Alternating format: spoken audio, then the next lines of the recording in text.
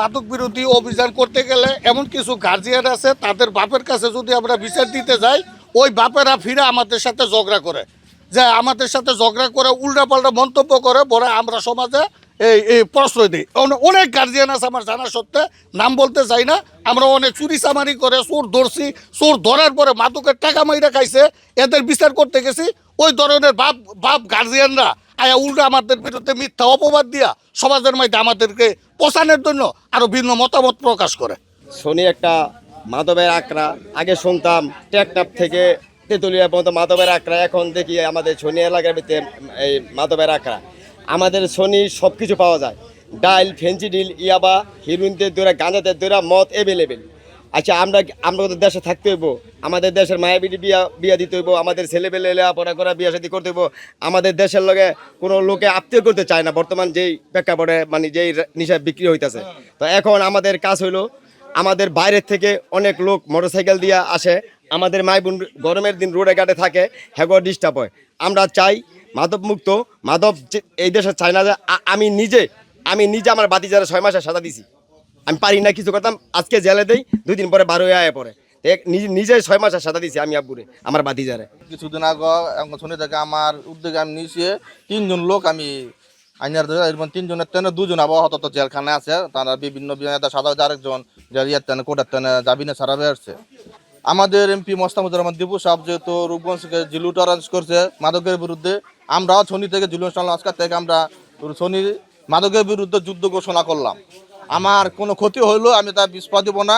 আমাদের যুব সমাজের নিয়ে, মুরব্বীদেরকে নিয়ে, যারা আছে সবাইকে নিয়ে, এলাকাবাসী নিয়ে আমি কাল আজ থেকে শুরু করলাম জিলু টলারেন্স। আমরা কোনো মাদক ব্যবসায় বিক্রেতা এবং সেবককারী যদি পাই, আমরা আইনের হাতে শপথ করব।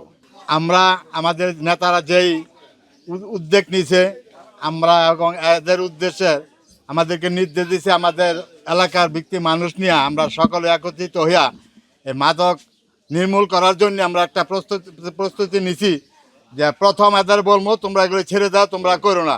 যদি তারা এটি করে, তারপরে আমরা কি করবো, এলাকার লোক নিয়ে প্রত্যেককে বাড়িয়ে ঘরে যাবো, যাইয়া গিয়া বলবো।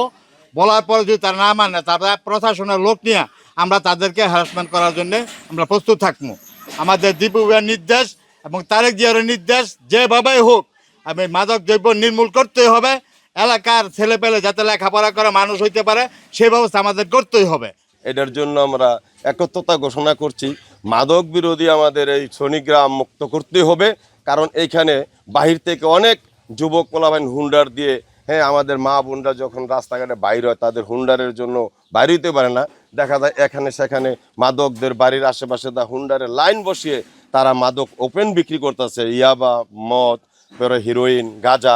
আমরা এটা অনেক দিন ধরে চেষ্টা করতেছি, কিন্তু আসলে অনেক আগে একবার আমাদের ওসি সাহেব আসছিল বাড়িয়া শনি মসজিদের সামনে, ওই সময় আমরা বলছিলাম, কিন্তু অনেক কিছু টান আছে, কিছু লোকেরা যারা সমাজের একটু অর্থবিত্তশালী লোক আছে, ওনারা আমাদের সাথে সায় দেয় নাই, যার ফলে এটা আমরা নির্মূল করতে পারি না। তবে এবার ইনশাল্লাহ আমরা যখন উদ্যোগ নিছি, হ্যাঁ, আমাদের যারা আছে বাতিজা, আর আমি পত্রপত্রিকায় দেখি যে আমাদের যেই বর্তমান প্রধানমন্ত্রী জনাব তারেক রহমান, উনি ডাইরেক্ট জিরো টলারেন্স করছে মাদকের বিরুদ্ধে, এমনকি ফাঁসির অর্ডার নির্দেশ দিচ্ছে।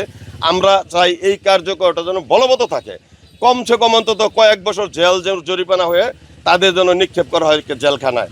আর না হয় আজকে দৈরা নেয় দেওয়া যায়, পুলিশ টাকা খাইয়া ছাইরা দেয় কালকে। এইভাবে কিন্তু মাদক তুমি নির্মূল করতে পারবে না।